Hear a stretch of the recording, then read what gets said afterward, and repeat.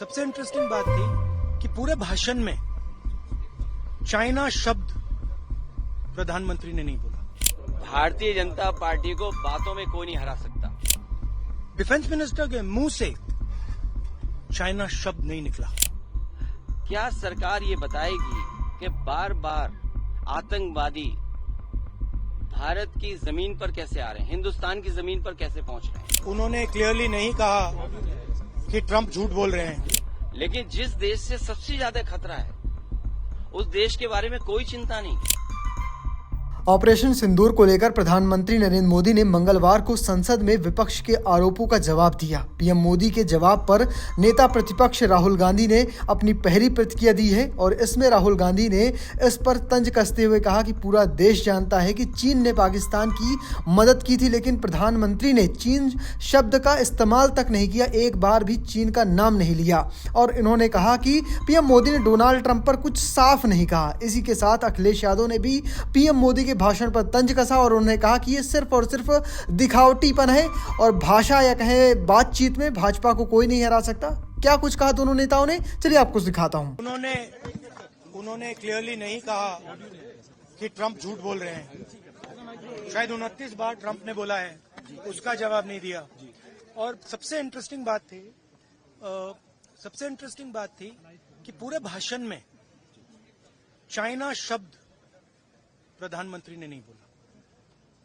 पूरा देश जानता है कि पाकिस्तान की मदद, टेक्निकल मदद, एयरफोर्स की मदद चाइना ने की, मगर प्रधानमंत्री के मुंह से, डिफेंस मिनिस्टर के मुंह से चाइना शब्द नहीं निकला। भारतीय जनता पार्टी को बातों में कोई नहीं हरा सकता। भारतीय जनता पार्टी को बातों में कोई नहीं हरा सकता है। और अगर भारतीय जनता पार्टी को खतरा नहीं दिख रहा है, जो पाकिस्तान के पीछे है वो अगर नहीं दिखाई दे रहा है और सरकार में रहते हुए नहीं दिख रहा है, तो कौन उन्हें दिखाए? जो देश हमारा बाजार छीन रहा है, जो देश हमारी सीमाओं का एनक्रोचमेंट कर रहा है। एक बहुत सिंपल सवाल मैंने पूछा था कि 2014 से पहले भारत देश की क्षेत्रफल क्या है और आज हमारे पास क्षेत्रफल क्या है। भारतीय जनता पार्टी को कम से कम ये बताना चाहिए कि 2014 और आज तक भारत का क्षेत्रफल बढ़ा है कि घटा है कि वैसा ही का वैसा है। हमारी सीमाएं सुरक्षित हों, सीमाओं पर शांति हो, ये हम सब चाहते हैं। लेकिन जिस देश से सबसे ज्यादा खतरा है उस देश के बारे में कोई चिंता नहीं। कभी कभी राजनीति, उद्योग और कारोबार अगर इनका गठजोड़ हो जाए तो कहीं न कहीं खतरा पैदा होगा। और जहां आत्मनिर्भर की बात थी कि हमारा देश आत्मनिर्भर हो, मैन्युफैक्चरिंग सेक्टर बढ़े, वहीं हम ट्रेडर कंट्री बन गए हों। आज सबसे ज्यादा ट्रेड डेफिसिट किसके साथ है? और अगर ट्रेड डेफिसिट जिस देश के साथ है जो समय समय पर अमीर के लिए तो आने दे रहा है चीजें, लेकिन अगर हमारे गरीब और किसान के लिए खाद चाहिए उसको नहीं आने दे रहा है, इस सवाल का जवाब कौन देगा? अगर कोई ये बता सके कि ठोक दो किससे रिलेट हुआ है।